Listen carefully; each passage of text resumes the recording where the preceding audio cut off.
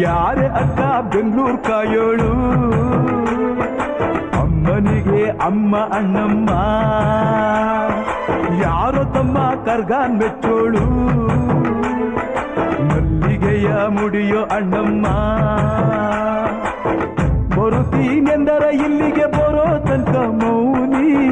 ಕೊಡುತ್ತೀನೆಂದರೆ ಹರಕೆ ಕೊಡೋ ತನಕ ಕೋಪಿ ಆಡಿದ ಮಾತನ್ ಮೀರ್ದಿರೋ ಭಕ್ತರ ಇವಳಿಗೆ ಇಷ್ಟ ಇಷ್ಟ ಬೆಂಗಳೂರು